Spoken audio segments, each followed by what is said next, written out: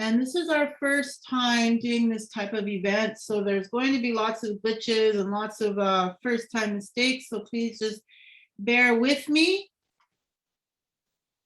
as I'm learning this as well.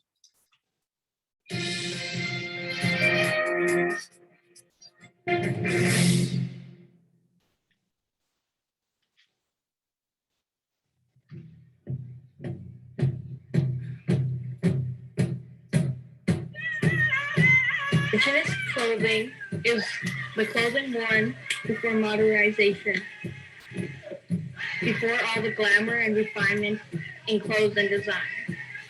People used to wear basic pieces of cloth from hides, skins, and barks.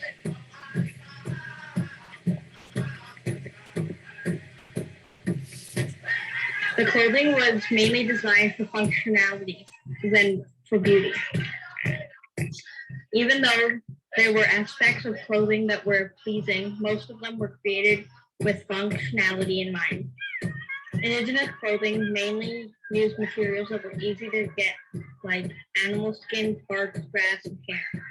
Each material was selected based on the type of garment to be made. For example, if you wanted to make a cloak, the best material to use was deer or moose hide. Cloaks from animal skins were part of the indigenous clothing besides covering people during closed days.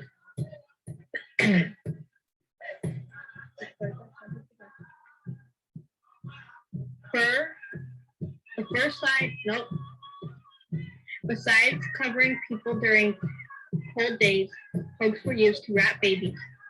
The first side would be against the body on days that were extremely cold and overturned on the other days.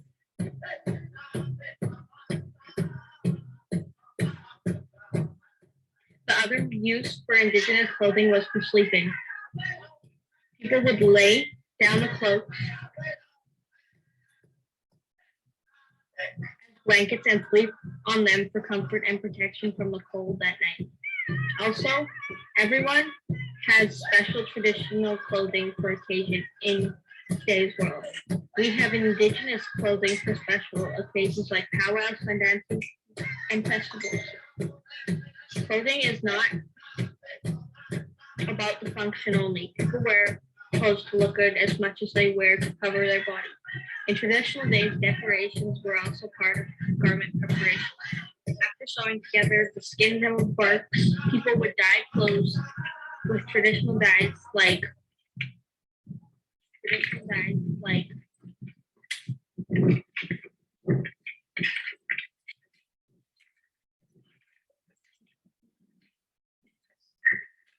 Oh, man.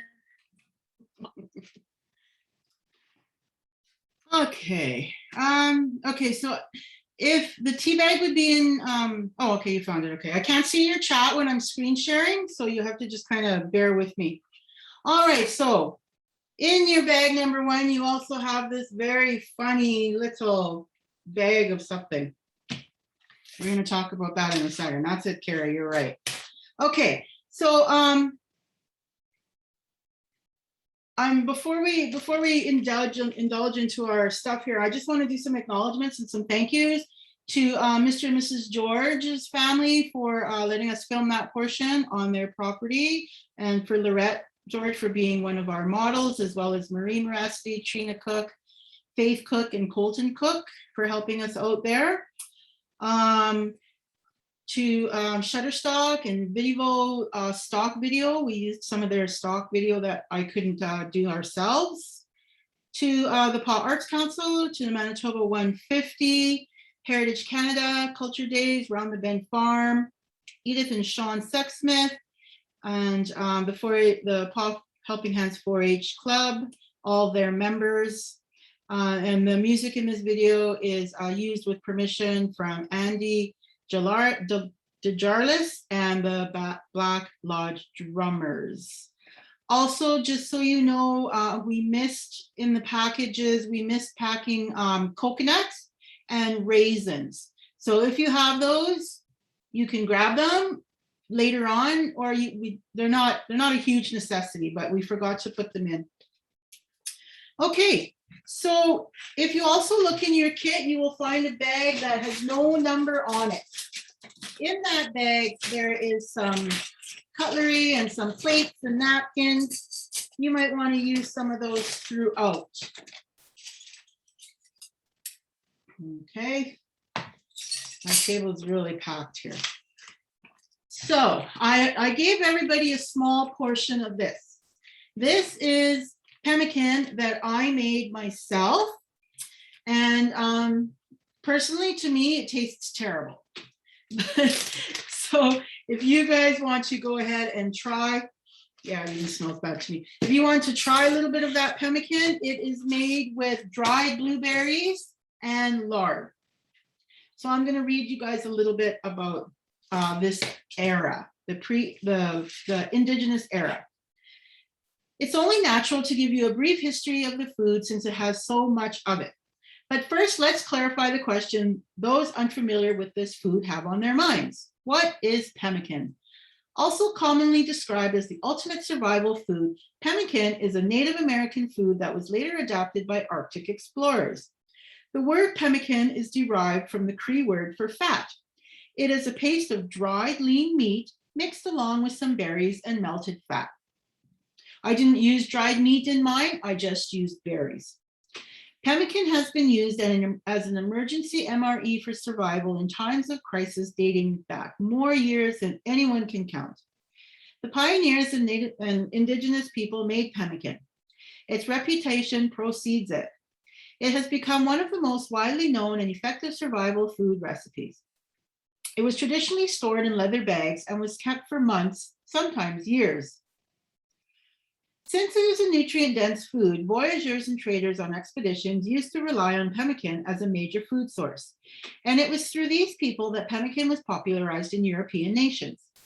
Traditional pemmican recipes call for lean meat of a large game like deer, moose, elk, caribou, or bison. And the commonly used berries were chokecherries, Saskatoon berries, or even currants. Melted suet was used as the binding. So now you guys, after you have tested your pemmican, you can pour your tea into a cup and you can give it a try. The tea that you've got is wild mint tea, and it is harvested close to the paw. You can harvest some near the paw, but this wild mint tea was harvested closer to Sapatoya, the Dawson Bay area. And I have some information on wild mint tea. The wild mint tea is so widely distributed that it is considered circumboreal, which means that it is found around the world in the northern boreal regions. With this large distribution, the plant has been adapted and used for a wide variety of applications throughout human history as a food source, medicine, teas, deodorant, and oil extracts, to name a few. The leaves of wild mint are edible, raw, or cooked. Okay, somebody's typed in they can't hear, so I'm just going to take a second here and chat to them.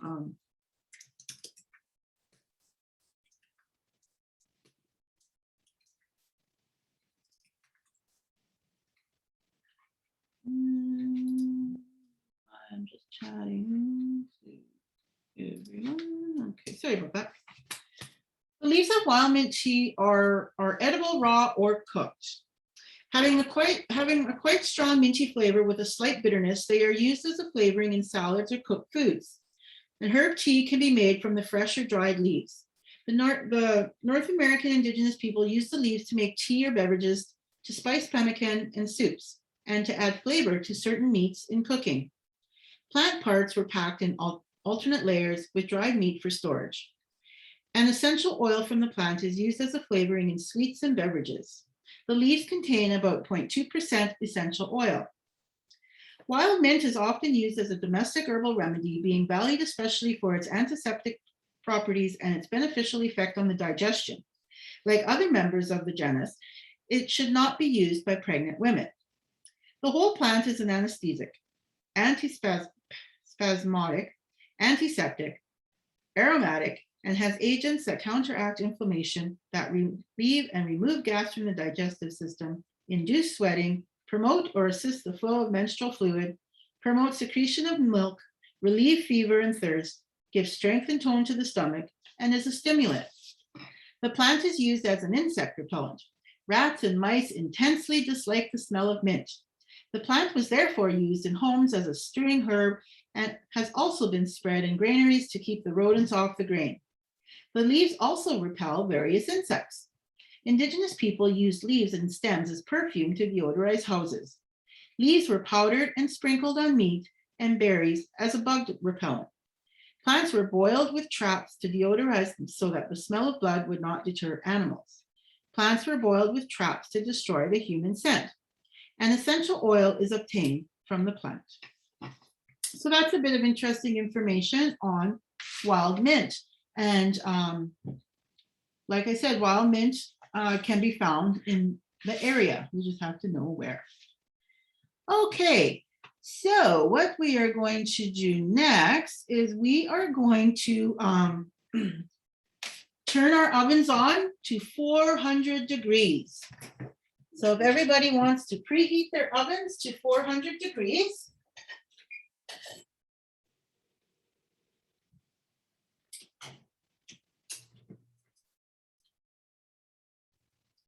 And then we are going to open bag number 2. Now be careful because like I was telling everybody, bag number 2 might have some spillage.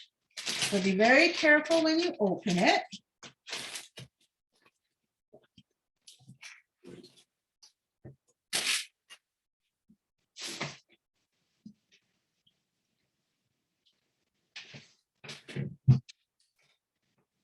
Now in bag number 2, you have a little white container like this. In this white container, you will find rhubarb juice concentrate made here in the pot with rhubarb right from my garden. Rhubarb is very popular in Manitoba because it grows very well here. So if you take your rhubarb concentrate, you can put some in a cup, just not too much. This little cup will probably give you 4 glasses of rhubarb juice. So just pour a little bit into your cup. And you'll notice that it's thick when you pour it. That's how a concentrate is. And then you can pour a little bit of water in. It's already pre-sweetened, so you don't have to add sugar, but it might not be sweet for all of you. I don't use sugar in my drinks, so I'm used to it not being very sweet. But if you taste it and you think that it needs more sugar, just please go ahead and add some more sugar or honey, whatever you like. So cheers.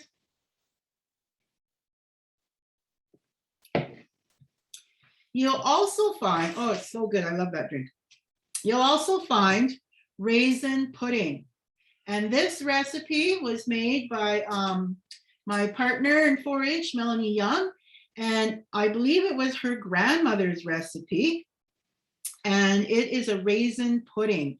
So go ahead and open that up and you can enjoy some raisin pudding and your rhubarb juice while we watch the next portion of the food and fashion show. All but the wealthiest settlers wore clothing made in the home, often of cloth spun in the home and woven domestically or by professional local weavers. Styles tend to be conservative and reflect rural French or later English styles in the mid-19th century.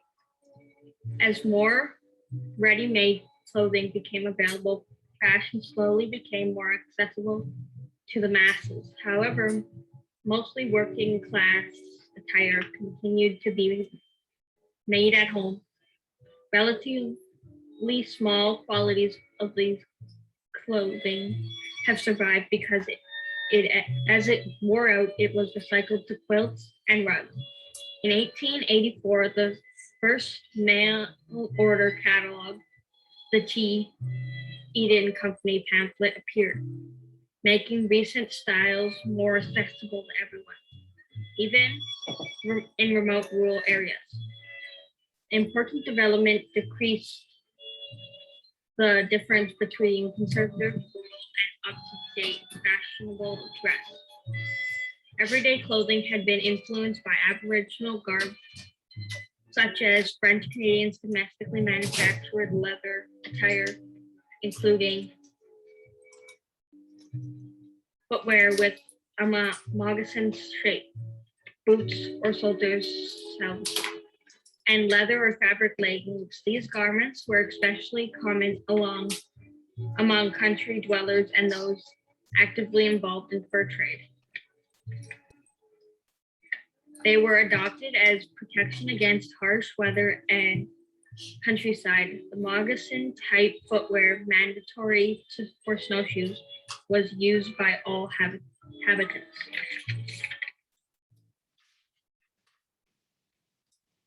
All right, thank you, Jade. Yes, I agree. That pudding is amazing. Thank you, Mel.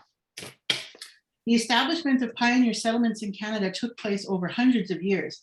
This might explain why the early cookbooks of a given region not only date back to different decades, but also to different centuries. At first, the settlers favored the customary foods and recipes from their native countries, but cooking over a wood fire in the hearth of a log cabin fireplace with limited ingredients challenged them to develop new approaches to old recipes. Their survival often depended on the advice of Indigenous peoples who knew how to use the bounty of the land. Canada's first settlers ate what they could find, and the choice depended largely on where they lived. In recent years, the publication of cookbooks honoring the regional traditions and the recipes of pioneers has provided some continuity between the Canadian cooks of yesteryear and those of today. It is difficult for us to grasp just how labor-intensive preparing food was in the primitive kitchens of Canada's early settlers. Cooks throughout most of the 18th and 19th centuries had to do everything by hand. Trees had to be cut down, firewood cut and split, and then carried to the kitchen wood box. Fireplaces and later wood stoves required constant attention. Refrigeration was provided by cool running springs or a cold box buried in the ground. Bread was made at home, butter was churned by hand. Food was either eaten fresh or dried. Commercial canned goods and home canning methods were not yet available. The foods available to Manitoba's pioneers depended largely on what region of the province they settled in. This is the year that the Steel Briggs Company of Toronto received the first shipment of wheat exported from the recently created province of Manitoba. 857 bushels of red fife, a strain of hard spring wheat first stumbled upon by accident by farmer David Fife in 1842. By the 1870s, red fife had become the dominant wheat variety used by millers and bakers throughout Canada, defining the taste of bread in the decades after Confederation. Its adaptability to the unique climate of Western Canada meant that red fife would play a key role in facilitating the colonization of the prairies by Canadian settlers before 1900. So let's jump into bag number 3.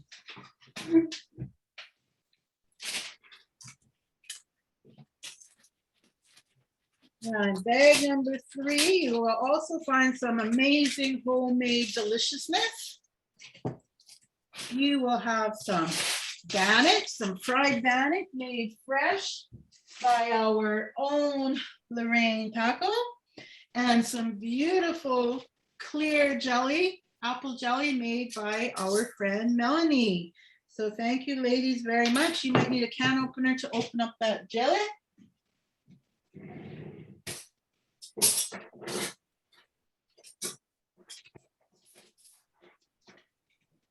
And go ahead and dive right in.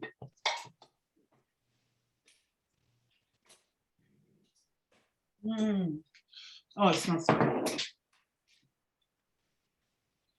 Where is the street here? Here it is. They came from coast to coast, were renowned for their vibrant clothing, skillfully decorated with embroidery, porcupine quills, and glass beads. The Métis were famous for their floral beadwork, and were often called flower beadwork people. The symmetric floral beadwork often sat against a black or dark blue background. Was inspired by European floral designs they used seed beads.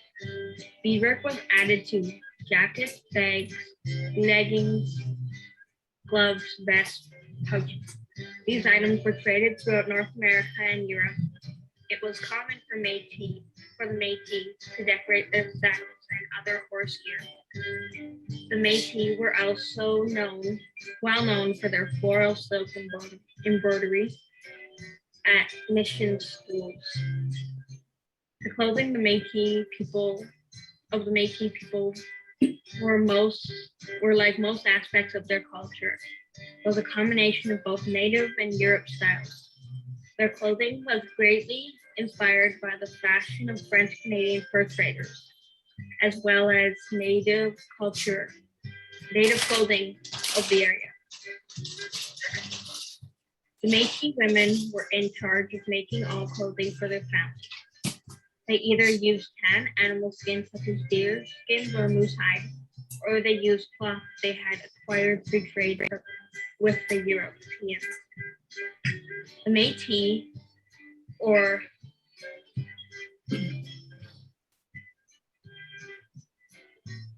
Assumption sash, became the most recognizable part of Métis dress and a symbol of their people. Originally, the sashes were made in small Quebec towns called Assumption, hence their name. The sashes were used by voyageurs of fur trade, but they became a popular trade item for the HBC, NWC, and the Western Métis. Eventually, the Métis started producing their own sashes in the Red River area. The first sashes were used as back support for the voyageurs in their canoes. A hand-woven sashes were made of brightly colored wool, mainly red and blue. Certain colors and patterns represented different families. The fringe ends of the sashes were decorative, but were also used as an emergency sewing kit. The fringes could be used as extra thread for sewing if they needed to mend anything while traveling. The 3 meter long sash was usually wrapped around midsection of the body, either to keep the coat closed or hold belongings like a hunting knife or fire bag. The colorful sash had many uses, including carrying items, knife, fire bag, coat tie, tied around the waist to keep coat closed, emergency sewing kit, fringed ends, makeshift hump line, markers left on buffalo after killed to mark buffalo as their property, tourniquet for injuries, rope, saddle, blanket, towel, washcloth. The Métis had 3 different types of coats: a capsule, a buckskin jacket, and a Red River coat.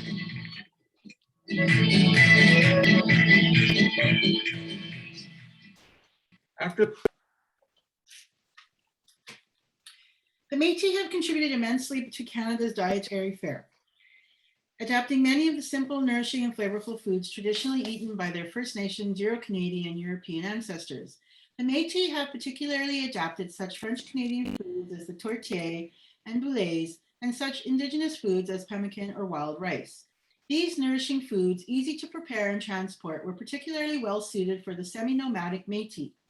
Métis meals and recipes consisted of products people obtained from hunting, gathering, or farming. In other instances, Métis recipes included ingredients from trading posts. Traditionally, the Métis ate a high-fat and carbohydrate-rich diet. This was necessary because they lived active, often physically demanding lives. The energy produced by such a large caloric intake was then used to live a subsistence lifestyle. Furthermore, since Métis families were involved in farming, hunting, fishing, and gathering plant material, they had a varied diet, which helped offset droughts, floods, early frosts, and poor hunts. However, there was always the possibility that on a particularly bad year, a family would run short of fresh food. Winter was a long season in Manitoba, and no matter the skill of a hunter or trapper, there was the threat that there would not be enough food for the season. Therefore, most Métis families tried to ensure they could make it through difficult years and harsh winters by preserving and storing food from their gardens, fields, and kills. Métis women commonly dried and smoked meats and berries for later use. Dried berries and fruits could later be boiled to make tarts and pies, or could be eaten with cream. Drying and smoking meat and fish was done outdoors in the sun and wind on racks over low fires. Dried meat and fish could be eaten plain or boiled and stewed. Pemmican, a staple of many Métis diets and a product that could last for years, was an indispensable but bland food resource made from pounded and shredded buffalo meat fortified by berries and hot buffalo fat. Meat, berries, and fruits were also canned. Autumn was canning season, and some motivated families canned up to 1,000 quarts of vegetables, fruits, wild berries, fish, and wild meat. Indian corn, which was a fairly common garden product, and barley were dried and ground for easy storage and used in soups, stews, bannock, and bread. Storing fruits and vegetables in small cellars or in root houses ensured that families had fresh sources of vitamins and minerals during winter.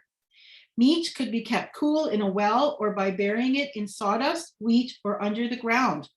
It would last for about 10 days when kept in a bucket at the bottom of a well. People also froze fish, wild game, and meat from slaughtered livestock and kept it in heavy containers or in a tree, and thus away from hungry animals. If the animal had access to one, ice houses were used to keep meat and vegetables frozen. Frozen meats lasted until the following spring without going bad.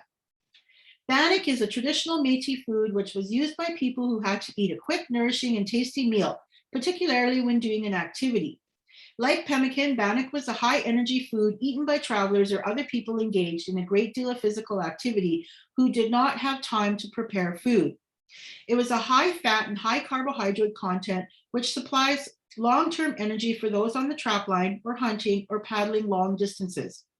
However, it becomes an unhealthy food if eaten on a regular basis in a sedentary lifestyle because of these same characteristics. Métis women also baked pies, tarts, and other goodies for their families when friends came to visit. Christmas was a time when many women baked treats such as ginger snaps, mincemeat, and raisin pies and fruitcake. The most common method of cooking seems to be either boiling or frying. Meals tended to include a high percentage of wild meat and fish mixed with garden vegetables, particularly potatoes. In place of oil or butter, Métis cooks used marrow fat, or excuse my French, graisse de moelle. When families could afford it, they purchased items such as sugar, raisins, flour, rice, butter, syrup, bacon, and canned meats from the local stores. All right, that was the Métis portion of our show. Now we are going to move on to bag number 4, and there are 2 bags, 2 number 4s.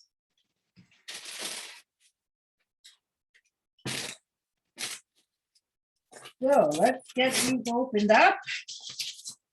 And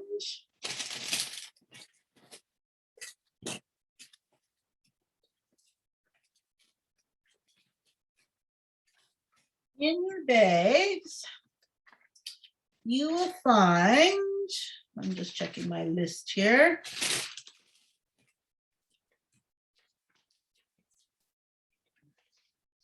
You will find this bag number 4 is it's going to be a few generations. It's going to be the 20s, the 30s, and 40s. So in your bag, you will find Reese's peanut butter cups. Let's just put those aside for now. You'll find some Ritz crackers. You need those. You'll also find a little small container with some instant coffee. Just put that aside for now.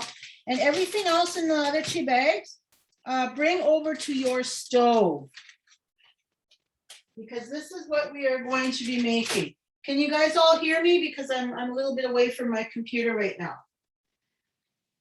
You're also going to need, from your bag of refrigerated items, you are going to need your pie crust.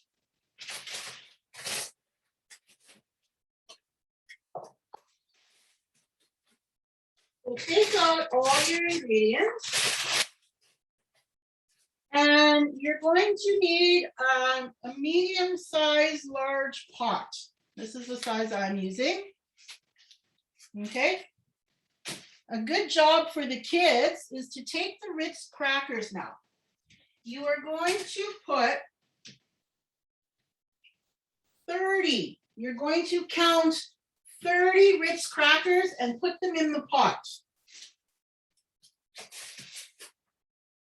So let's do that now.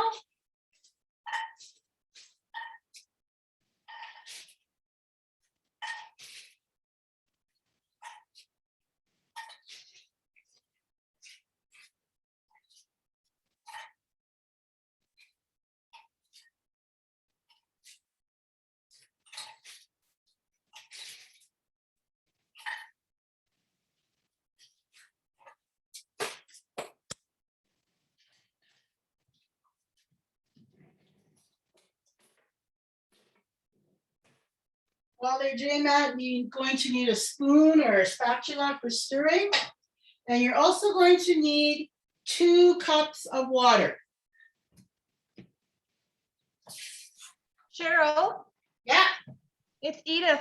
I'm sorry, I missed the very beginning. So we have our pot on the stove yeah, and we're putting 30 Ritz crackers in there. Anything else? that's 2 cups of water. Okay. That's as far as I've gotten so far. And Edith, I don't know if you were on when we preheated our ovens to 400. Yes. Okay.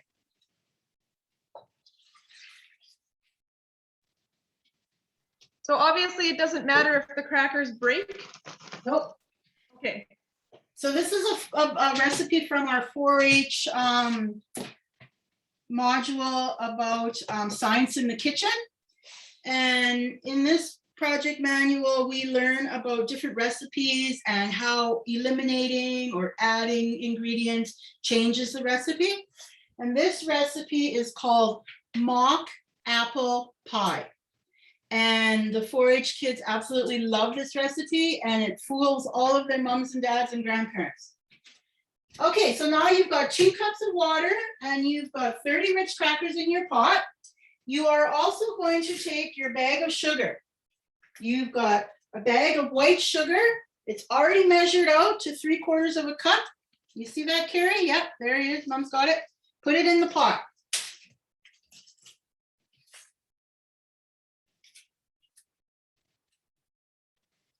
Then you're going to have a little container with some white powder in it. That's your cream of tartar. One of these little white containers. There's 2 teaspoons of cream of tartar. Pour that in the pot too. And that was the white sugar before that or the brown sugar? White sugar. Okay. So now what you're going to do, you're going to give it a little bit of a stir, and you're going to turn your pot on to medium high. So medium high is 6.5, 7. Cheryl, do we pour the 2 cups of water in the pot? Yes, yes, you do. Oh, okay, thanks. Yeah. So you're gonna let that come to a boil now. It's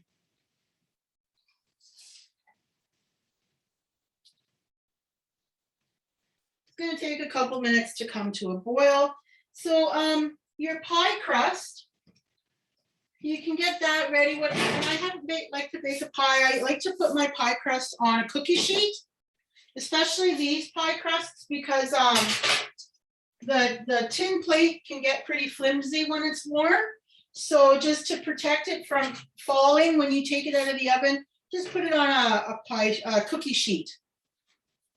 If you have one. If you don't have one, that's okay.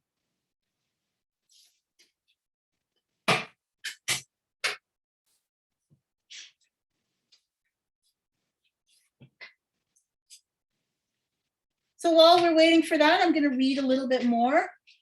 The introduction of refrigerators enabled healthier and longer storage of perishable foodstuffs, with consequent health benefits as well as time saved due to less frequent purchases. Refrigeration also permitted the transport of perishable foodstuffs over much longer distances by road and sea. Food was plentiful and cheap, thanks to the large quantities produced by American farms. The American diet in the early part of the century consisted for a large part of meat and potatoes. A lot of time was taken up in preparing and cooking meals. Data from 1920 reveals that 44 hours were spent on preparing meals and cleaning up after them each week. As vitamins began to be discovered from 1912 on, fruit, vegetables, and milk became much more important than they had in earlier years. Between 1920 and 1929, the consumption of carrots increased over 7 times, lettuce nearly 4 times, and string beans 6.5 times. For the first time, people could drink fresh orange juice or tomato juice year-round due to improvements in refrigerated storage and transport. In the 1920s, the public's eating habits changed as Americans ate fewer starches like bread and potatoes and increased consumption of fruit and sugar. However, the most striking development was the shift toward processed foods. Where housewives had previously prepared food from scratch at home, peeling potatoes, shelling peas, plucking chickens, or grinding coffee beans, an increasing number of Americans purchased foods that were ready to cook. And it was during the 1920s that instant coffee was invented and was released into Manitoba, I believe my research told me. So you will find some instant coffee in your bag. Go ahead and heat up some water, boil it, put it in the microwave, and add your instant coffee to it. I don't know how many people here are instant coffee drinkers. I am certainly not, but that's just my choice. So go ahead and make yourself a cup of coffee. You can make it hot and you can make it cold. You could add milk, sugar, whatever you want. So your crackers should now be boiling. We're going to let them boil for 5 minutes.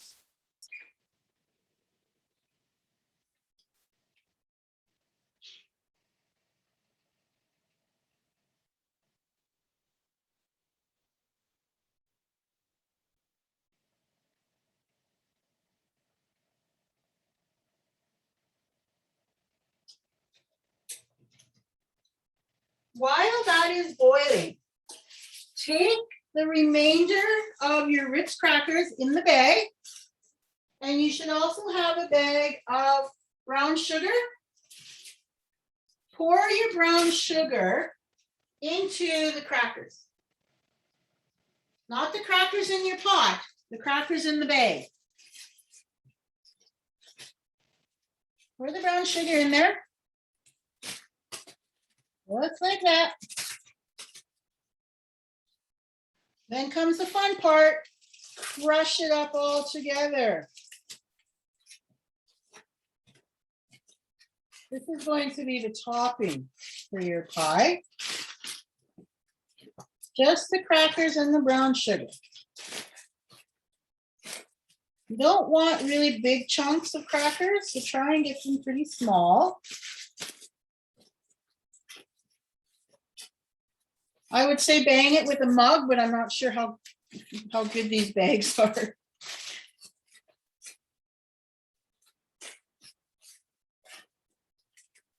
So you can see mine is getting pretty mixed in pretty well. Didn't take that as long as or it wasn't as hard as I thought it was going to be.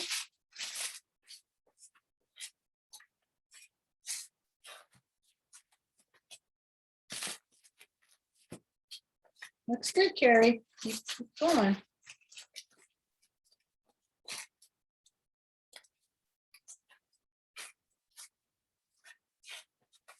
There. All right. So 2 more minutes for the crackers in the pot.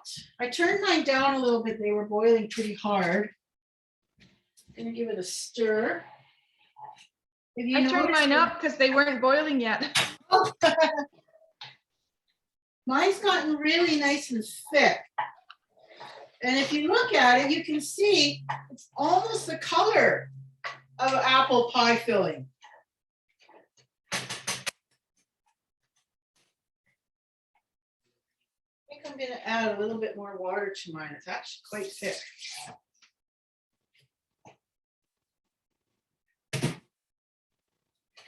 Give it a stir.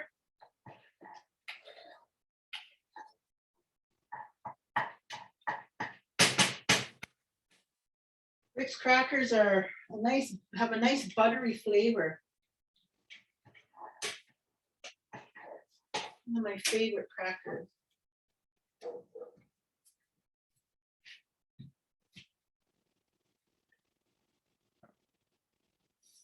Yeah, just hold on to that. We're going to mix that into the pot, Carrie, right away.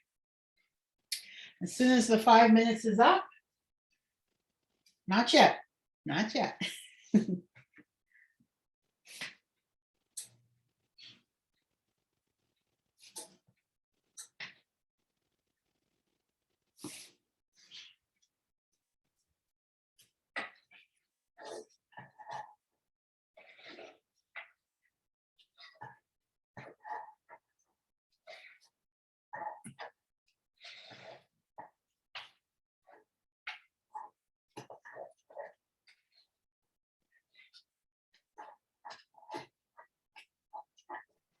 Cheryl, does it have to be 5 minutes?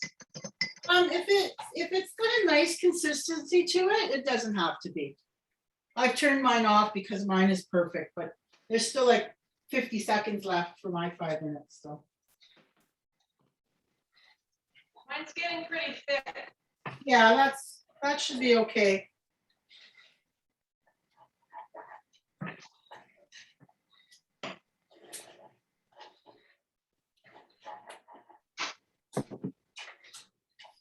Okay. So I'm gonna use spatula to clean up my pot. So your Ritz crackers and water should be a nice consistency. You're going to take your mixture before we add anything to it. You're going to take your mixture and you're going to pour it into your pie plate. There's my timer for 5 minutes. Mine was ready. Beautifully, beautifully mixed and nice and creamy thick.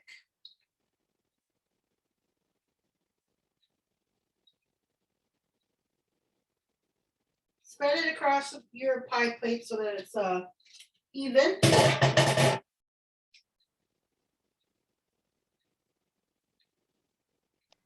It kind of does look like applesauce. Right? Yeah. I'd love to know who figured this out. Lots of times in the early 1900s, people had to make do with what they had in their house because of the war, because people were poor. So that's where this recipe came from, was that era when people were figuring out how to make other things. So then you're going to take your lemon juice and your cinnamon in the last two containers, the two small containers, and you're going to sprinkle them over top of your pie. So just sprinkle it all over top. It'll do its job on its own, but just gently sprinkle it over.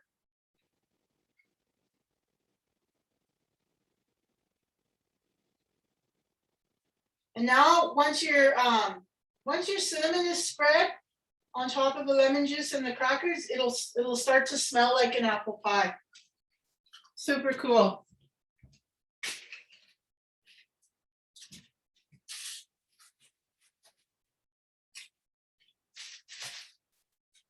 Then the last thing that you're going to do is you're going to take the crumble mixture that you made with the brown sugar and the crackers, and you're going to sprinkle and spread that across the top of your pie.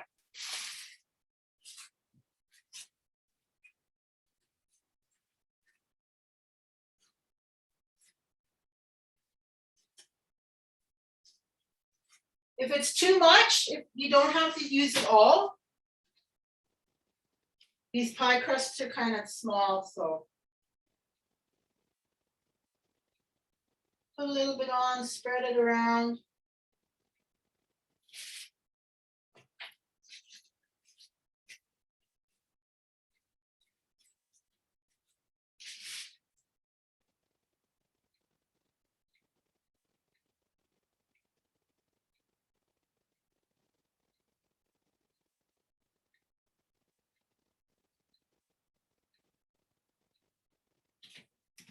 Beautiful.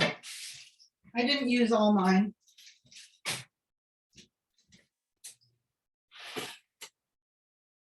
Okay, so now, once that's done, I don't know if you can see that, there's mine. That's how it should look.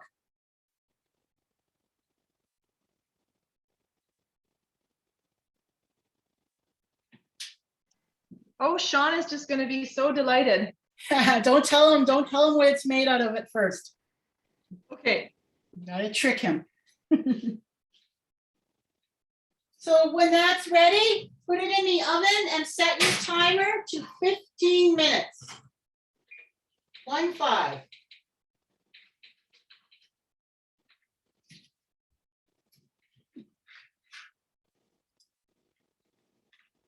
Oh, did you taste it already, Anissa? You cheater.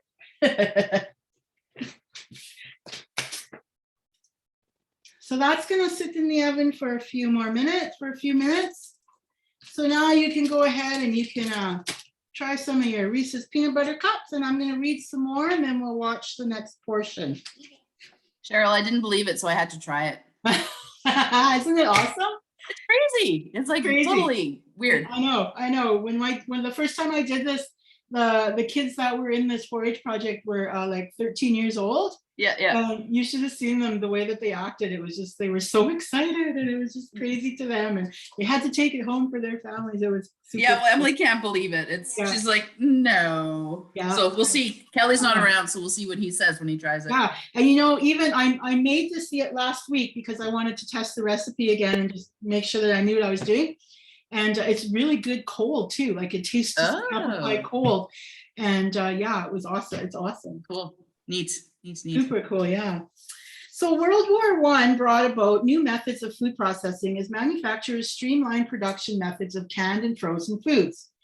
Canned foods had a bad reputation initially as the lead solder used in construction leached into the food, causing health problems. Once new safer cans were introduced, then canned foods increased in popularity enormously. Processed foods reduced the enormous amounts of time that had previously been taken up in peeling, grinding, and cutting. But another factor was created by smaller kitchens and storage areas in the new, smaller dwellings springing up in suburbia. Gas stoves, electric refrigerators, and other labor-saving kitchen devices enabled ready preparation and storage of food and beverages, making possible the introduction of greater varieties of foodstuffs into the American diet, and condiments introduced by immigrants added new flavors. Although electric-powered refrigerators were available for the first time, they were expensive, and so only the well-to-do could afford them initially. Food storage rooms were still used by most households, and traditional food preservation methods have not yet been completely supplanted by supermarket foodstuffs. There was a sharp rise in the consumption of confectionery during the 1920s. For example, the average annual consumption of commercially manufactured ice cream grew from 1 gallon per person in 1910 to 3 gallons per person, nearly triple the amount in 1929. First released as a meal-in-a-box solution for the time-pressed homemaker in 1937, Kraft Dinner became an unlikely and fluorescent orange symbol for Canadiana. For reasons that remain elusive, Canadians continue to consume more KD per capita than anyone else in the world. Canada has determined to change the eating habits of a nation because she has learned that efficient production of food is only half the victory. It takes efficient consumption too, to give full meaning to the slogan, "Food will win the war." Food was central to Canadians' experiences on the home front during the Second World War. This was partly because, as the above quote suggests, the federal government took a series of unprecedented steps aimed at transforming Canadians' diets. The ubiquitous ration book would ultimately become the most vivid and lasting symbol of these efforts, but rationing was just one part of a much larger set of state interventions into Canada's kitchens. These included a concerted propaganda campaign to promote certain patriotic foods, the wartime launch of an unprecedented national nutrition campaign, and the introduction of literally thousands of individual controls on the price, production, and distribution of everyday foods. At the heart of many of the government's wartime food policies was the need to feed Canadians' overseas allies and soldiers. As Canadians were regularly reminded of propagandists and advertisers alike, food truly was a weapon of war. Particularly after the fall of France in June 1940, Canadian food exports provided an essential lifeline to Britain.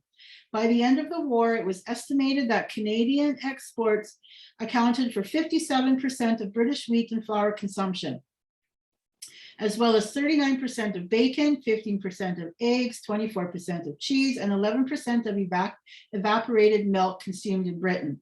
Much of this was achieved through major state intervention on Canadian farms. Between 1940 and 1943, the wheat acreage in the prairie provinces was reduced by 42% through a combination of subsidies, price guarantees, and other controls.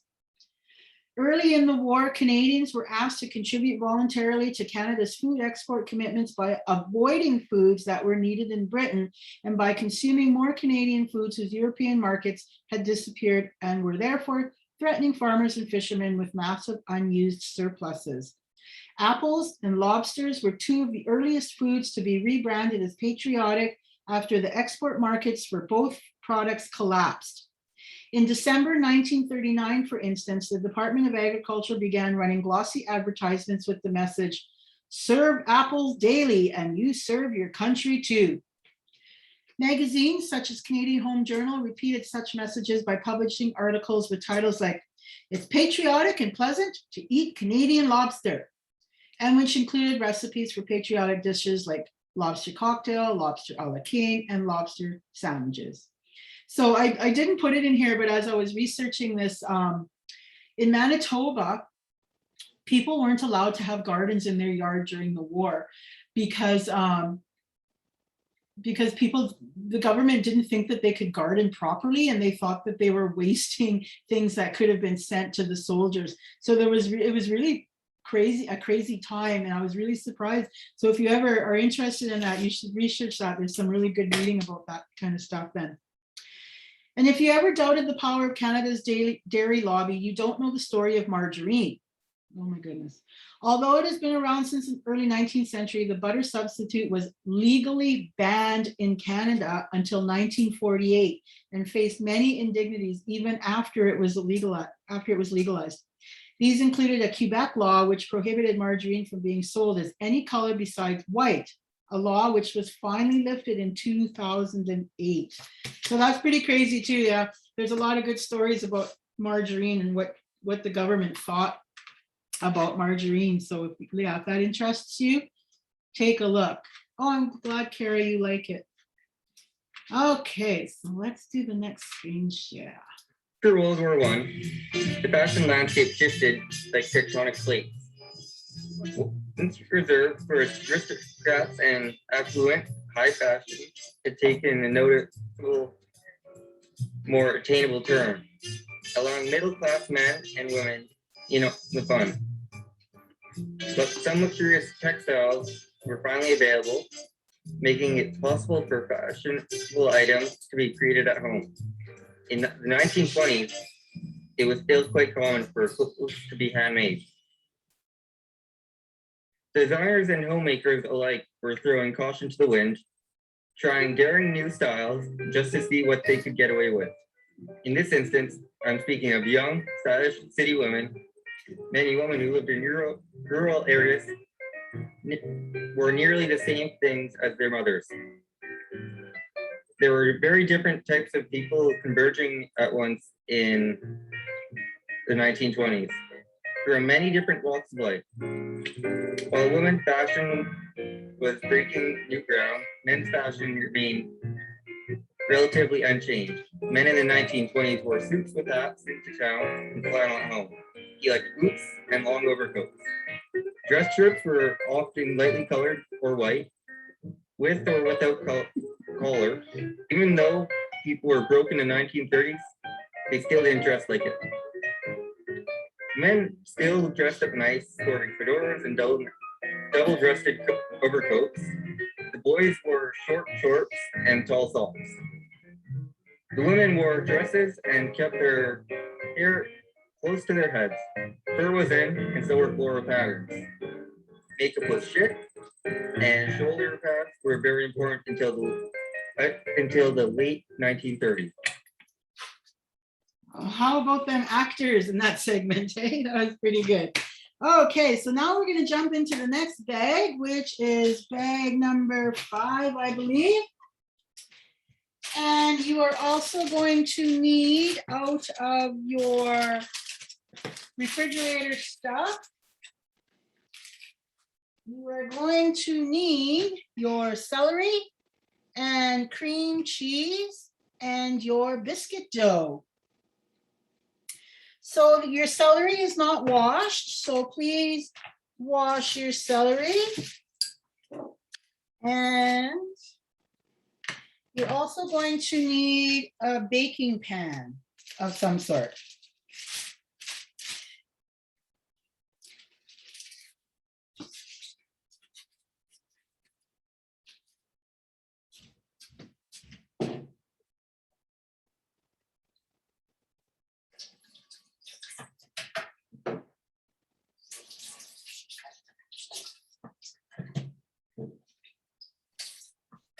I think I have a bag number 5. Oh no. So it's, okay, I have celery from my fridge bag. So what we're making, Edith, is we're making ants on a log. Okay. And pigs in a blanket.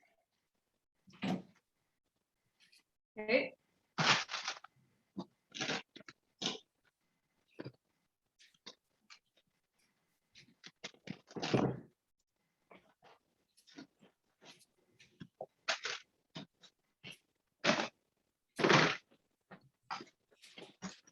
And so people, this is where if you have something that you would like to put on your ants on a log, like raisins or chocolate chips or nuts or whatever, you can do that.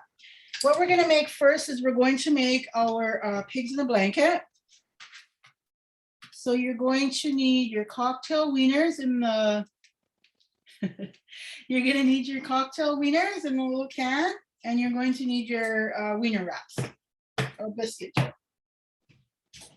And a pan to bake them on. So in the 1950s, that's about the time when things were becoming even more convenient. And women were excited because now they could make these fancy dishes with all these really cool, convenient foods. So open up your cocktail wieners and drain them out.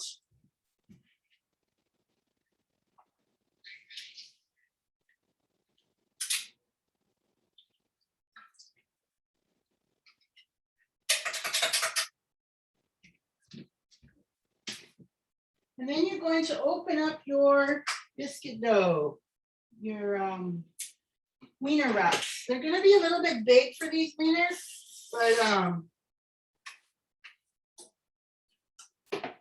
the 1950s were all about the cocktail stuff. So that's how we got the cocktail wieners. So you might not even need to use all of your dough. I find if you just pull the outside layer off, it just pops open nicely.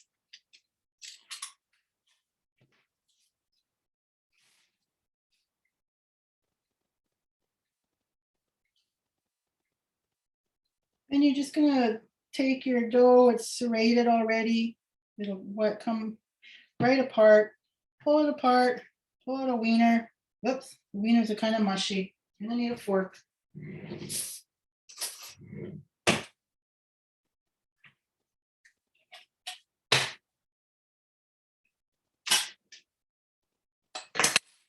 And just wrap your wiener in the bread, in the dough. Lay it on your pan. Seam side down, preferably. I like to use these wiener wraps with real wieners or smokies, and then I like to put shredded cheese in the dough and on the dough before I bake it. Kids really like that snack. Spread them out around the pan.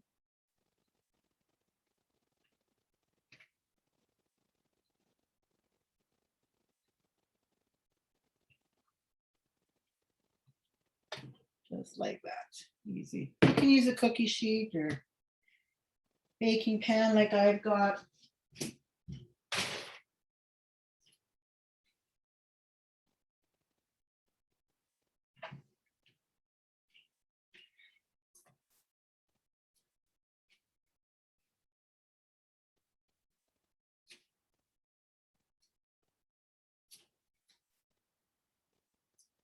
And if you had your timer on the same as I did, then your timer is going to go off in about 10 seconds for your oven.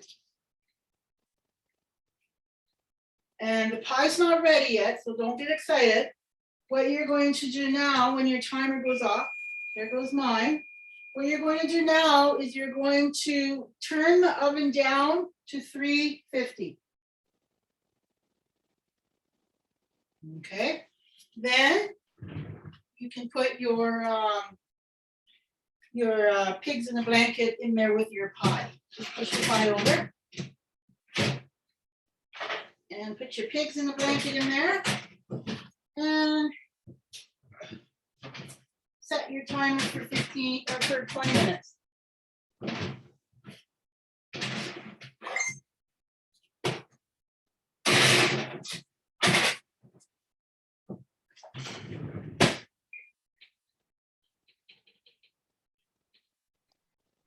So 20 minutes on 350.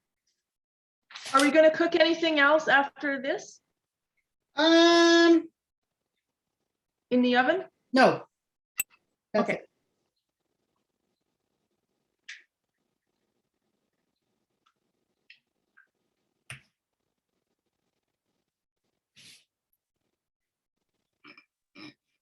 Cheryl, do we keep the pie in the oven or do we take it out? Yes. Nope, keep it in. It's got to cook on a lower temperature now at 350 for 20 more minutes. Okay.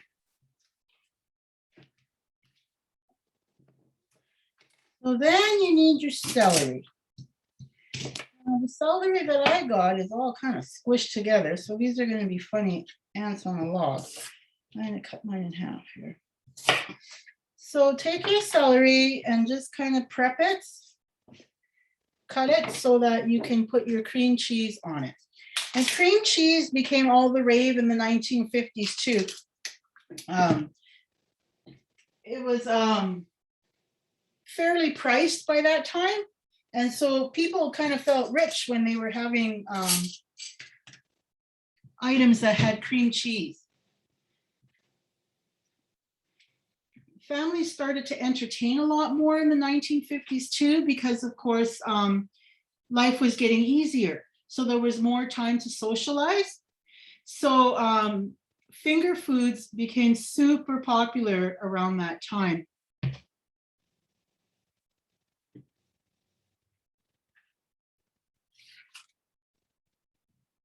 So I'm sure everybody knows what an ants on a log are, but if you don't, I never knew what they were until I was an adult. So what it is it's celery stuffed with cream cheese, or you can stuff it with peanut butter or Nutella. So today we're stuffing it with our cream cheese spread. And then for toppings, and I'm sorry once again, I totally forgot to buy the raisins and they didn't get in the bags. So if you have raisins, or you can use other toppings like nuts or chocolate chips, cranberries, anything like that, take that and dab them on the top across your celery so that they look like little ants on a log. Thus the cute name.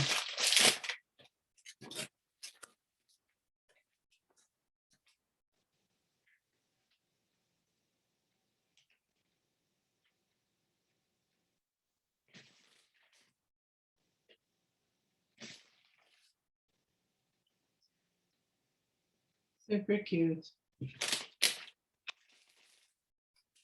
Healthy too, depending on what you put on them. It's a good snack. Easy to make, kids can do it.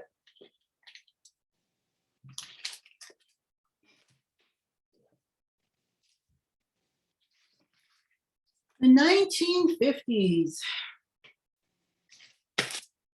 For a few decades, peak interest as much as the 1950s. From sock hops to drive-ins, poodle skirts to rock and roll, there's lots to remember. And at Taste at Home, they relished the iconic food from the 1950s. Who can forget the towering Jell-O molds Grandma used to serve, or the tuna casserole that made an appearance at every potluck? There was Spam and Chex Mix and pineapple too. In today's day and age, many of us are used to grabbing a granola bar or smoothie for breakfast, even if we even eat it at all. But what did people eat for breakfast in the 50s? A full-fledged meal with bacon, eggs, toast was a common occurrence, even on weekdays. Mornings included grabbing a cup of coffee and reading the paper before rushing out the door for school or work. Life was a little simpler, that's for sure. The 1950s was an era of invention, and many homemakers were inundated with new appliances, products, and electronics. Looking at you, television. This innovation made its way to the grocery store too, as new convenience products hit the market. So what did people eat for lunch in the 1950s? In many cases, it was a pared down version of dinner consisting of meat, sides, and veggies. Sandwiches were also popular, particularly bologna, as were soups packed in a thermos. And on a special day, you might have dined at a department store or restaurant. There was a lot to celebrate in the 1950s, particularly the end of World War II, just a few years prior. Themed dinners, think Hawaiian luau, and outdoor barbecues were popular, as were traditional cocktail parties. Before dinner, all sorts of finger foods, snacks, and apps were served, oftentimes dictated by the occasion. Stuffed celery was always a popular choice, as were pinwheels, shrimp cocktail, and canapes. There was no such thing as the keto diet in the 1950s. Meat and potatoes reigned supreme. You'd find hearty main dishes like Salisbury steak, beef stroganoff, and meatloaf on a 50s dinner menu, plus scrumptious sides. Casseroles were also popular, particularly those featuring seafood or ham. Finally, our favorite course. 1950s desserts were downright iconic. You have Jell-O mold recipes, of course, and like if you guys knew anything about the Jell-O molds, oh my God, my mom loved them. They were awful. Plus showstoppers like baked Alaska. Other popular recipes featured new to Canada ingredients like pineapple and coconut, reflecting the era's new obsession with global cuisine. Okay, so now we're going to do,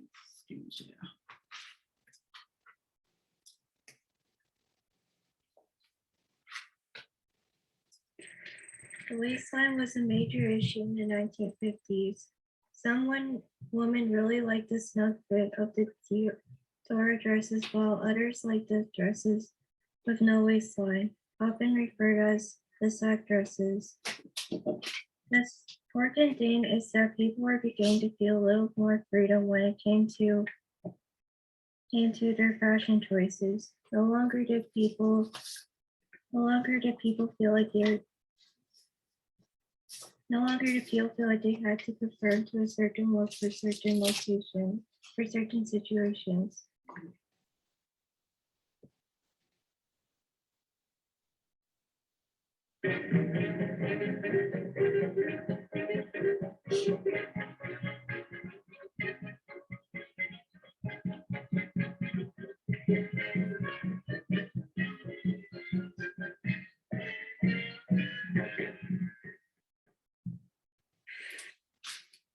All right, those 60s.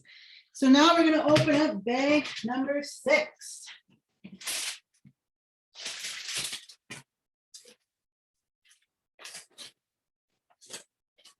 Bag number 6, you should have a bun, a package of no-name soup mix, some Pringles, and some skewers, because it was the 1960s that fondue first came to Manitoba.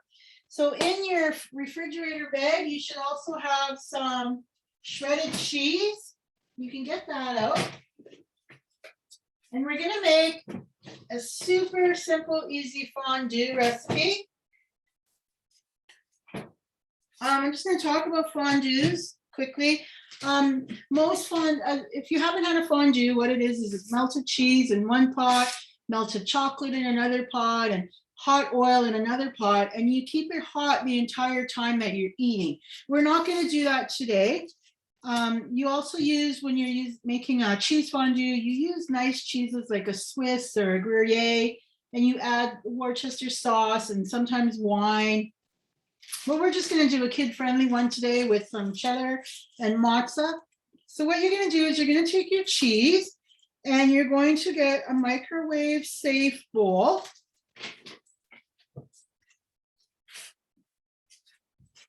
And you're going to put it in your microwave safe bowl.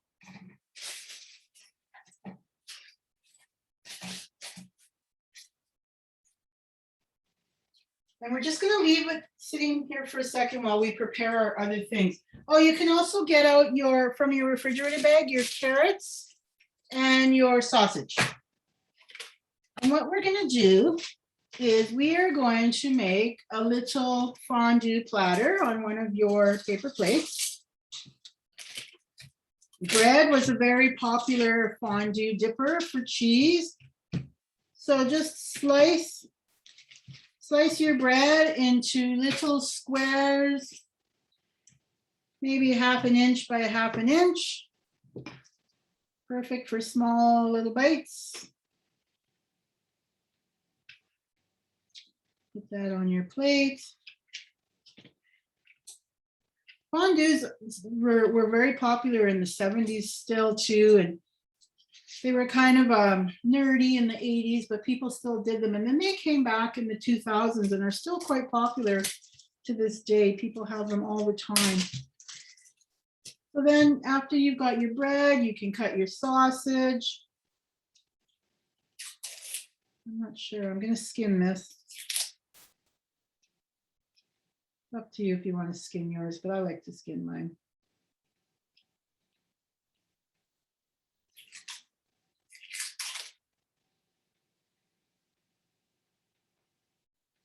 And so while you're having your fondue, you just leave your, like you can buy special fondue pots and stands, and then there's a place under the pot where the flame keeps burning, or you could have oil.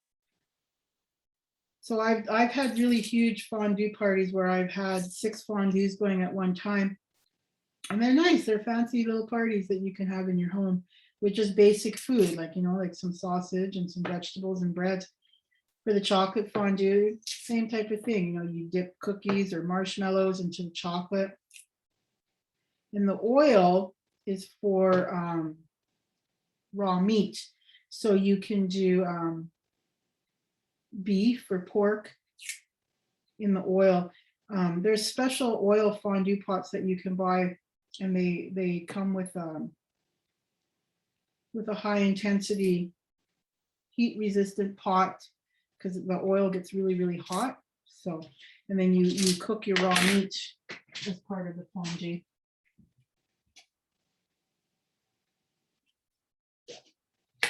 So just cut up some pieces of your meats and add some carrots to your platter.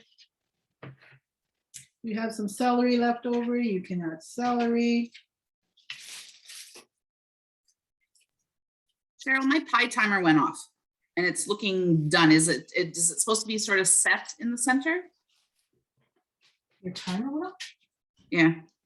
Did you put it on for 15 minutes when you turned it down to 350?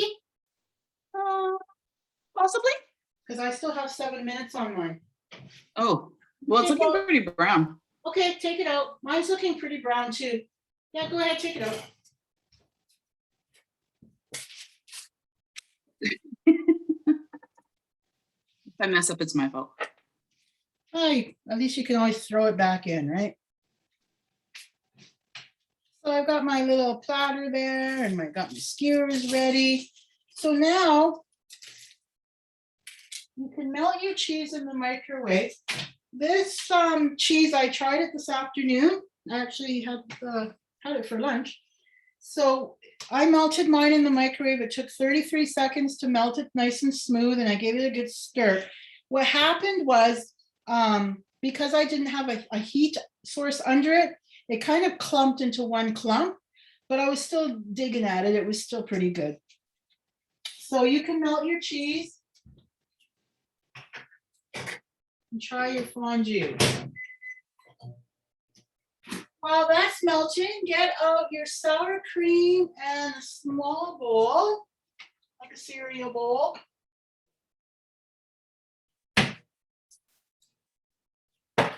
And sour cream dips also became extremely popular around this era.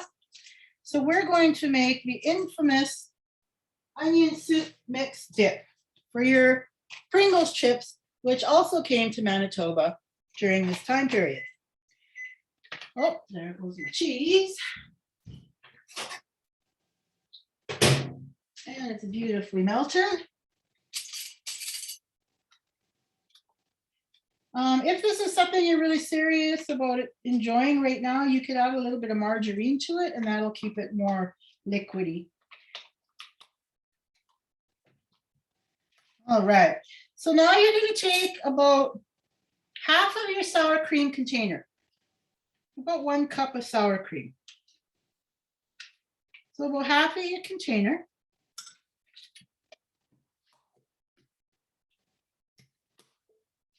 And then you're going to take your soup package and shake it up.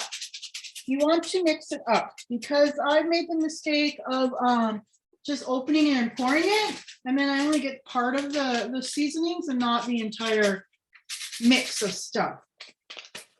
So you open up your soup after you've given it a shake. Don't pour it all in because it'll be overpowering. I would pour about maybe, I don't know, I wouldn't even put in half. But if you really like the onion flavor, you can put in more if you want. Give that a good stir.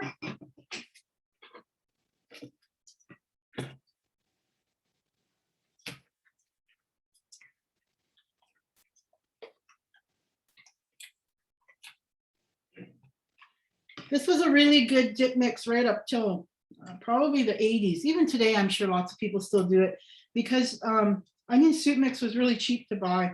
Sour cream was also an inexpensive treat. And voila, easy peasy, really yummy dip. So now you've got yourself a great big dipping party. You've got your fondue, you've got your sour cream and onion dip. Give it a try. You can see that your cheese is really thick. You could also add a little bit of oil to it if you want. Worcester sauce, seasonings. Good.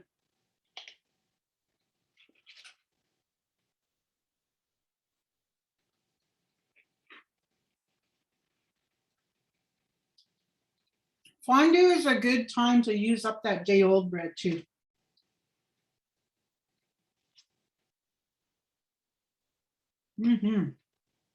Really good.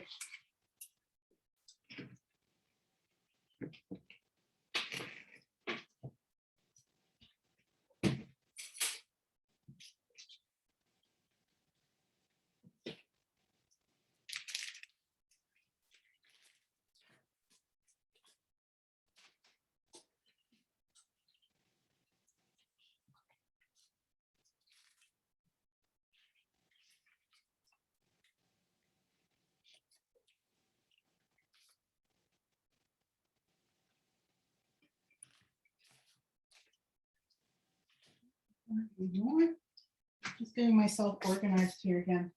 So I'm just going to check the oven to see how everything's looking. Because you might want to check your pie. Mine's pretty dark, like Anissa's was, so I'm going to take mine out.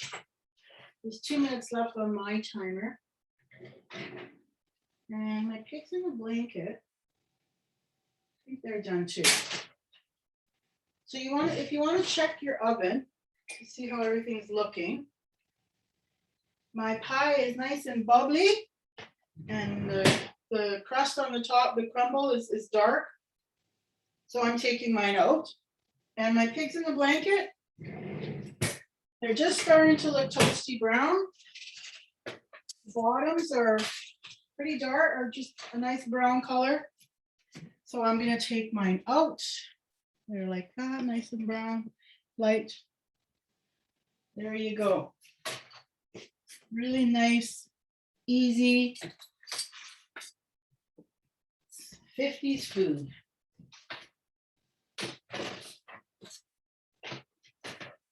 You can take your pigs in a blanket off the pan because they're going to keep cooking if you don't.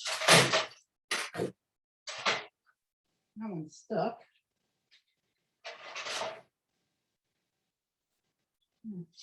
I haven't had these cocktail wieners probably since the 70s. You know, it's kind of freaked me out.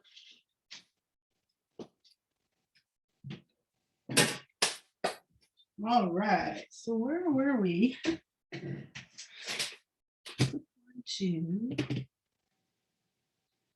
Okay, let's do the next part of the video.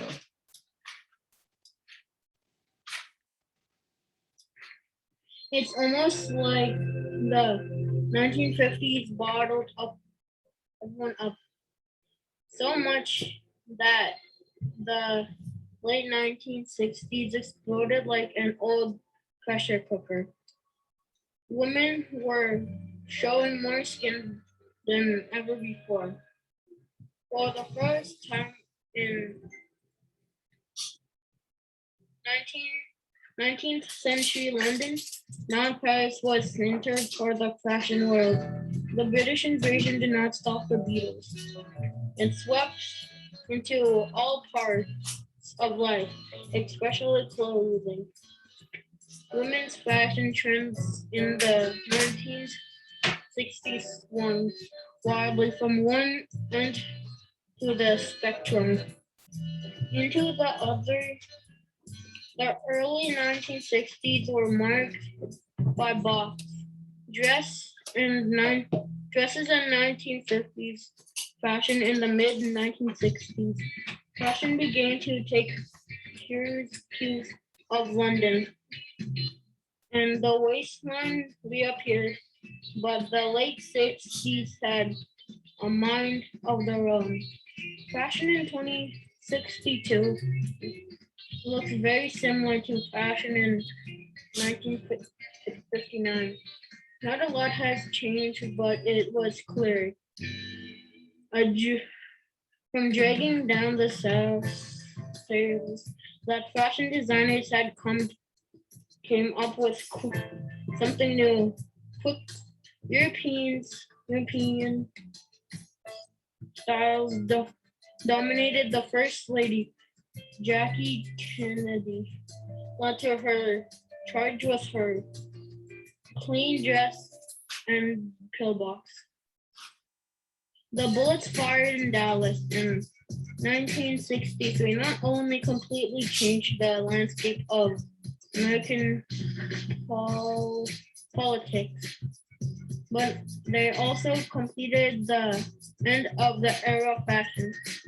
After Kennedy's murder, Jackie disappeared from the public eye, as did her influence from the fashion world.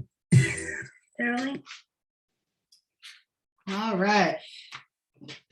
Those 1960s, that's really when the world started to change. So next we're going to get into bag number 7. Or look, hold on a sec. Yeah, let's do bag number 7. I'll read the 1960 stuff while we enjoy bag number 7. So you're going to need a bowl, and you are going to need your whipped topping, your Cool Whip.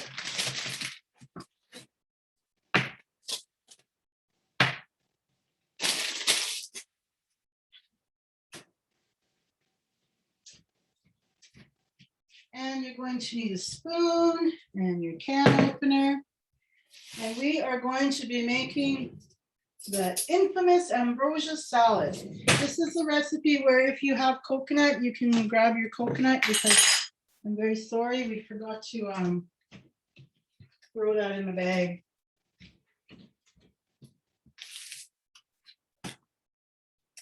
Okay, so you're going to take your cans and you are going to open them and drain them. We don't want any of that liquid in the salad. Open those up and drain them.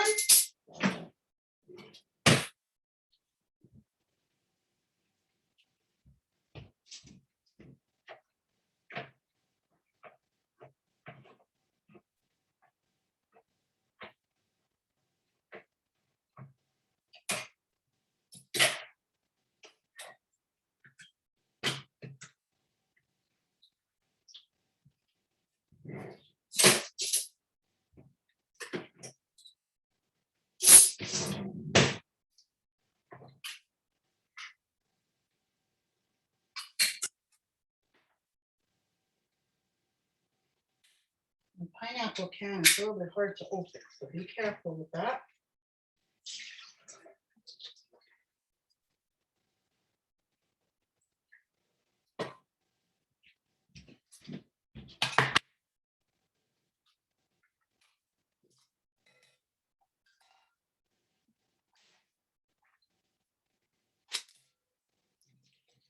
Throw all that stuff together. Then you have a little container of maraschino cherries. So take your cherries and don't dump them in. You want to drain them, and then you're going to chop them in half. So be very gentle because they squish when you cut them. So you have to be very careful and chop them in half. And once you're done chopping those in half, you can put them in your salad too. The 1960s food reflects the influence of Julia Child, faux international cuisine, and lots of fondue. The swinging 60s were a time of social transformation and innovation, which was reflected in the foods we ate. From prepackaged treats such as snack packs and SpaghettiOs to luxurious seafood dinners and extravagant desserts, these foods became fashionable in the 1960s. In September 1961, the Quaker Oats Company was granted a patent for instant oatmeal, which turned into ready-to-eat hot porridge by just adding hot water. The invention spawned 1,000 imitations, and instant oatmeal has become a regular on the breakfast table since. When Mastering the Art of French Cooking by chef and author Julia Child was published in 1961, it became a runaway bestseller. Manitobans embraced all things Gallic, and dishes like beef bourguignon, beef stew made with red wine, beef stock, carrots, onions, garlic, bouquet garnier, pearl onions, mushrooms, and bacons, they were a hot topic. At the start of the 1960s, Dutch-Canadian food chemist Edward Asselbergs developed instant mashed potato flakes. Later, Cadbury's launched Smash in the UK, a brand that quickly gained a loyal following from time-strapped home cooks. It's remembered for its space-themed advertising campaign, which featured Martians watching in confusion as humans prepared potatoes the old-fashioned way. The controversial McDonald's menu, which arrived in Manitoba in 1965, was part of a strategy to boost sales on Fridays, which is when Catholics usually abstain from meat. The filet of fish is a breadcrumbed fish sandwich with tartare sauce and American cheese. Still on the menu today, its sales usually skyrocket in March because of Lent. For many, childhood summers were filled with icy Slurpees and slush puppies, but these garishly colored beverages, responsible for giving brain freeze to millions, are a relatively recent treat. Invented by Dairy Queen owner Omar Nedlick in the 1950s, they hit shelves in 1966 and are a craze that lives on today. Winnipeg continues to be the slushy capital of the world. Once you pop, you can't stop. Never was a truer advertising slogan created. These addictive crisps were first sold in Manitoba in 1967, and although Pringles didn't make it overseas until 1991, 2/3 of the sales are now outside of America. Launched in the early 1960s in the UK as Opal Fruits, the individually wrapped Starburst candies came in lemon, lime, orange, and strawberry flavors, and it wasn't until after the Fruity Chews crossed the Atlantic in 1967, they were renamed Starburst for our market.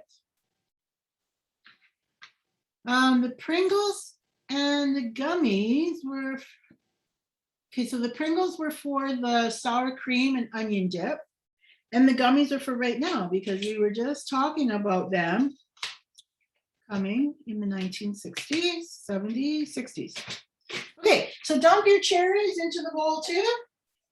Yeah, everything's dumped in there. If you have some coconuts, you can add some coconuts. And we'll add some. And all of your marshmallows.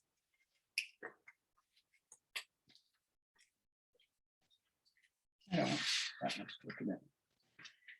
Pour your marshmallows in there.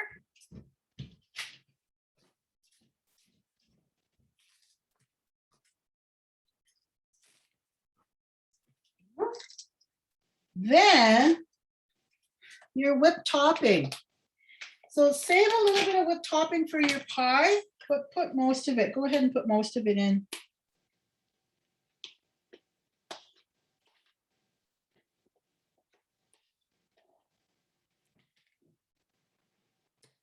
And get that all mixed together.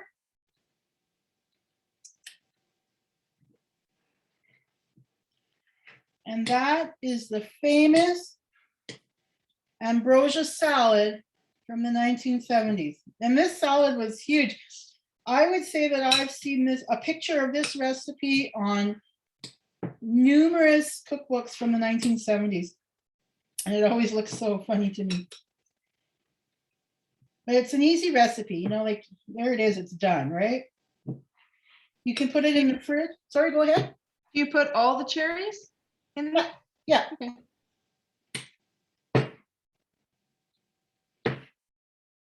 Give it a good mix.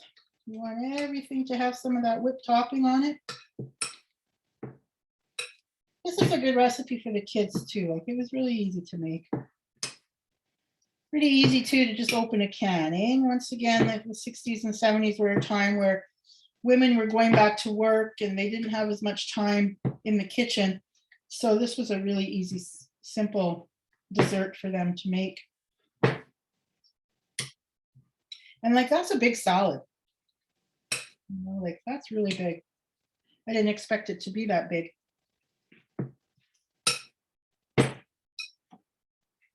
So, you know, for about $5, $6, you got a pretty nice dessert for the whole family. Double it and you have enough for a party. There you go. Easy peasy.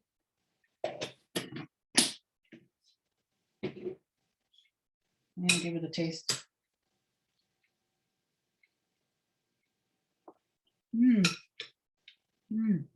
Really good.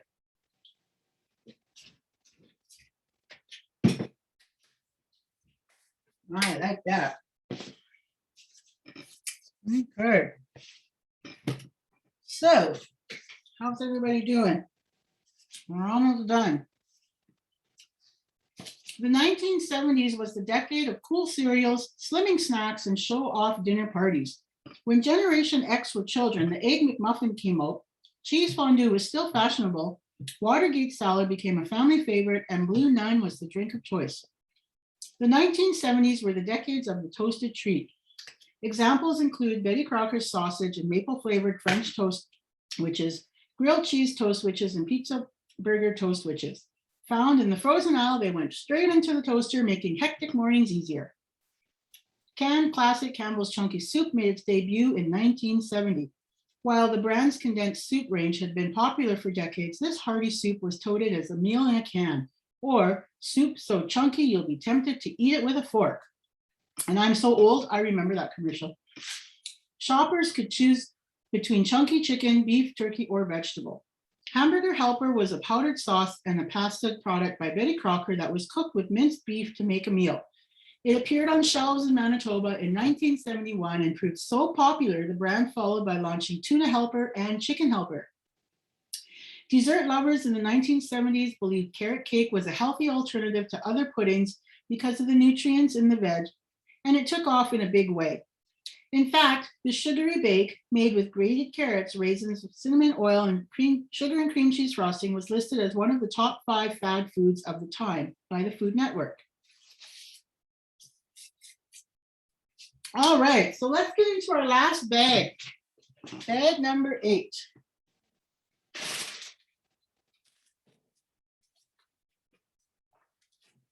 Bag number 8.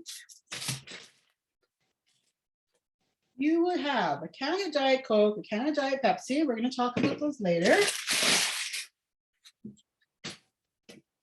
A bag of homemade cookies and a bag of microwave popcorn.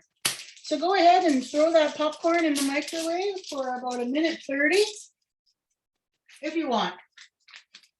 We've got a lot of munching going on here. So if you don't want your popcorn right now, don't worry about it. I'm gonna make mine because I love popcorn.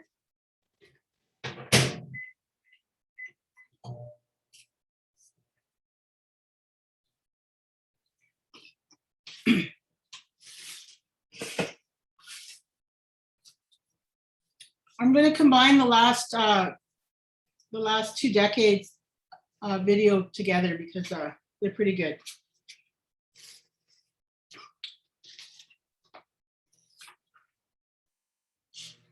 The 1980s was a time of big hair, big shoulder pads, and some fascinating foods.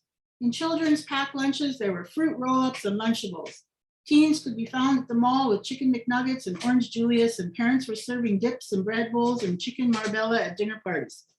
Before nutrition labels and organic ingredients started gaining momentum, there was a time in North America when food was more novelty than nourishment. The 1980s were all about convenient packaging, snazzy branding, and fun, albeit artificial, flavoring. It was a time when popular snacks contained loads of sugar and salads were smothered in ranch dressing. The 80s is sometimes referred to as the decade of decadence, and when it came to glamorous food, it just had to be French. Gaelic sophistication and small, exquisitely prepared dishes were the key trends of the era. Snickerdoodle cookies. Thanks, Melanie, for making everybody a pack of Snickerdoodle cookies. These became popular in the 80s because of their simple, basic ingredients, but fantastic flavor. Like you take a bite of them and they burst in your mouth. They've got so much flavor and people were amazed by them. So yeah, go ahead and enjoy those, and your popcorn should be ready. I'm gonna grab mine.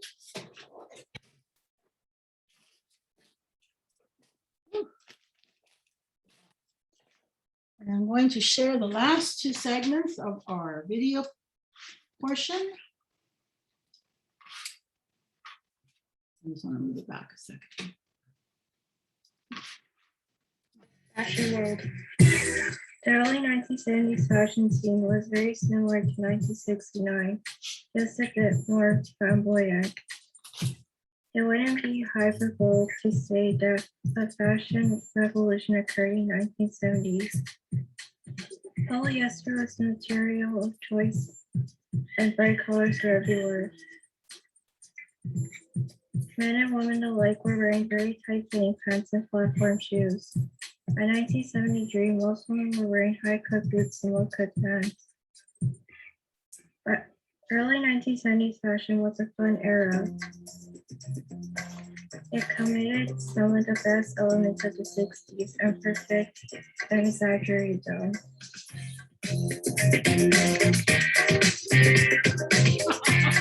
I love that. 1980s fashion can be commended for its creativity. Some fashion designers abandoned history, some borrowed it, while others tried to design the future. Designers abandoned all convention, and their creations were interesting to say the least. The early 1980s were somewhat subdued in color, where we see a lot of browns and tans and oranges. Blocky shapes were everywhere, and dressing like tennis players was the cool thing to do. Velour was hot, and velvet was even hotter, for both men and women. The waistline was a little high. So let's face it, early 1980s fashion was very similar to the late 1970s. But in 1983, there was a slight 1950s throwback, especially in women's dresses. By the mid-1980s, pop music stars like Cyndi Lauper were ushering in an entirely new style, one that many people associate with the 1980s to the day. Bright colored accessories like sunglasses, bangs, and hoop earrings were a necessity. Teased hair, loud makeup, and neon were an important part of the style.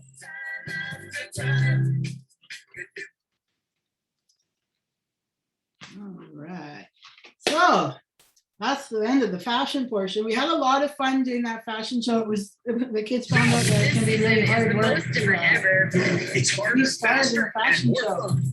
Dangerous fun. Sorry about that. All right, so wasn't he bang on? I loved it when he did that. Okay, so what you have left in your bag was a Diet Pepsi and a Diet Coke. One of the most famous brands to be born in the 1980s, Diet Coke, came into our lives in 1982 and overtook Tab as the king of diet drinks. A year later, a caffeine-free version came out, followed by Cherry Coke and Diet Cherry Coke.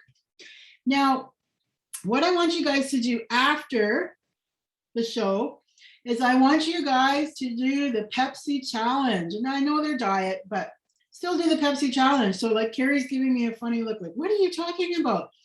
Carrie, when I was a young person, I loved Coke so much. Coke was my favorite drink.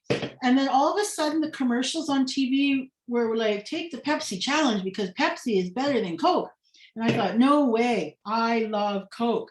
So what you do is somebody in your house will get 2 glasses. They're going to pour a little bit of Coke in one, a little bit of Pepsi in one, but you're not going to know which one is which. And then you test them and you decide which one you like better without knowing which brand it is. And then they're going to tell you. And guess what? I was a Pepsi person. I even did the test twice because I couldn't believe it. I was just so mad at myself because I had been such a strong Coke drinker for so long, and here I love Pepsi more than Coke. So it's just a fun thing to do after the show. Now, lastly, everybody has this beautiful wooden box that was made by our 4-H member, Quinn, the 70s guy, and his dad. So thank you so much for doing that, Melanie. Please pass on our thanks for your creativity and your family's hard work. Now, in this box, you will find, because this show is sponsored predominantly by the Manitoba 150, we supplied you guys with some gifts of Manitoba made products. In your refrigerator bag, you will also have some stuff that was supposed to go in here. You're going to have some jerky and you're going to have some cheese.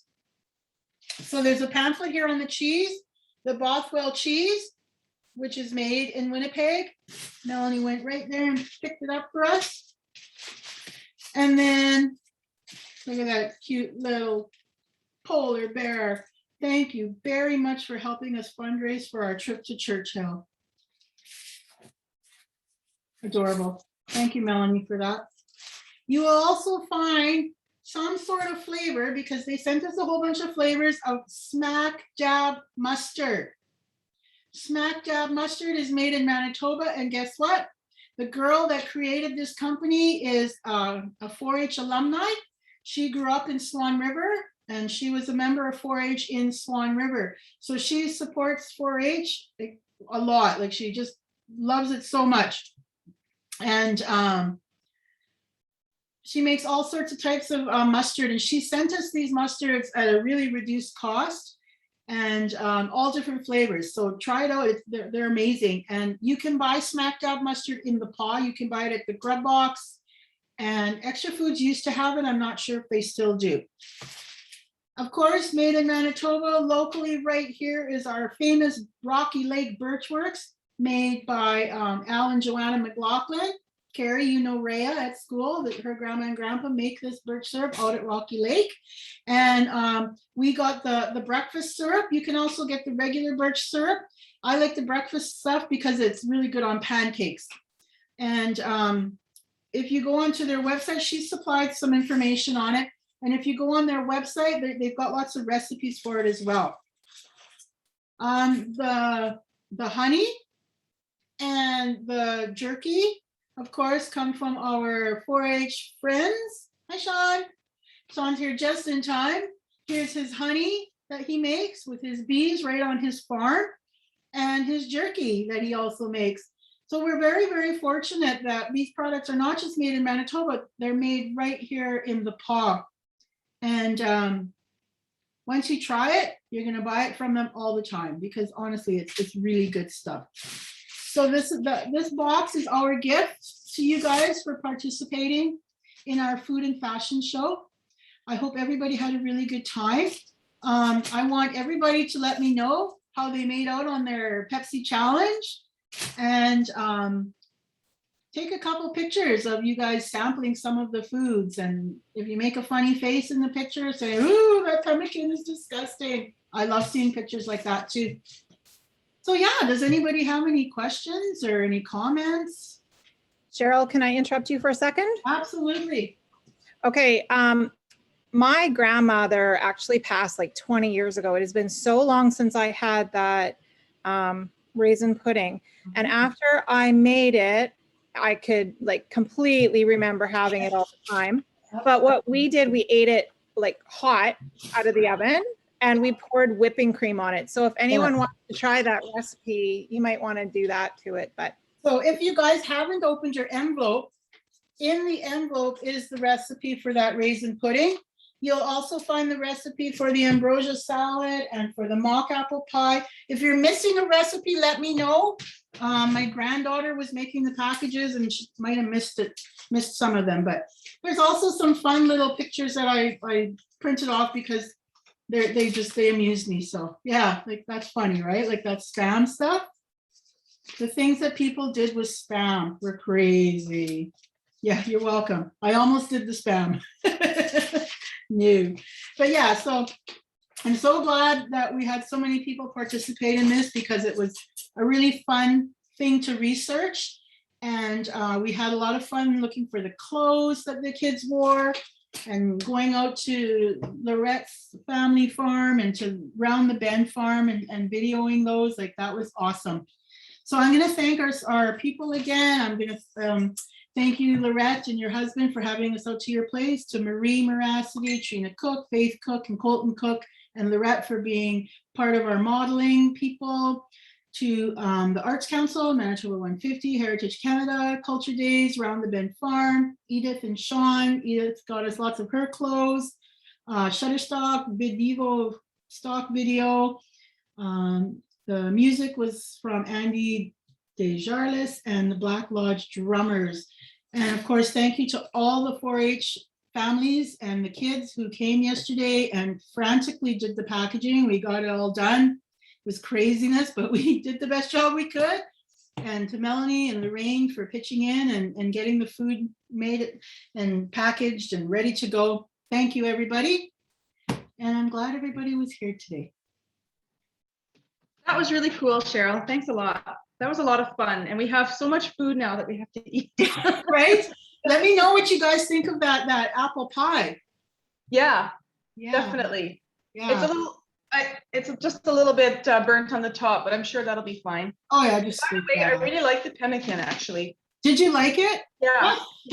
I'm glad because I don't like it at all. Actually, it's funny because I made this pemmican a few years ago and I used my own dried berries. I used dried Saskatoons and it worked out a little bit better because these were store-bought blueberries and they were kind of sticky. So when you're making pemmican, it's supposed to be dry when you grind it all up. But this recipe, it didn't get dry. So, and I used store-bought lard. Right, Sean. I use store-bought lard for this one too, but you can also, like I know with you guys, especially you guys have the fat from when you're butchering and you can melt that fat down and use it.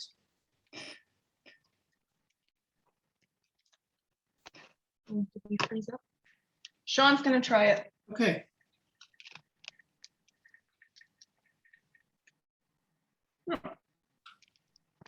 There's no meat in it. It's just the Yeah, berries. there's no meat in it. It might be really objectionable if there was meat in it. I agree. I agree. Oh, good job. Thank you. Thank you very much. Took a whole 2 hours. Oh my goodness. Oh, you made yours with Nutella, Lorraine. That's smart. Nutella and celery. That's different. Anyway. Yeah, so send me some pictures, you guys. You can Facebook message them to me and I'm going to share them. And Yeah, thanks a lot. Culture Days loves to hear good feedback about their events. So yeah, if you have some good stuff to say, you can post it on our Culture Days page. You can post your pictures directly, or you can send them to me. Would love to hear from you guys after this, okay? And so next weekend, if you haven't heard, we are having a harvest festival out at Round the Bend Farm. Sean and Edith will be our hosts, and they're going to be getting us some food, and we're going to have some live music and some games for the kids. So if you haven't heard about it, check out our Culture Days Facebook page. It's called 2021 Culture Days by the Paul Arts Council, and there'll be an advertisement on there, or you can check out, I don't know, Edith, if you put it on your Facebook page or not, but Round the Bend has a Facebook page. It'll be next Saturday at 3 o'clock at their farm. So yeah, everybody's welcome to come out and have some fun out there. Bring a chair. Yes, bring your own chair. Okay, have a good night, everybody. Enjoy the rest of your weekend. It's beautiful out there. Bye. Bye.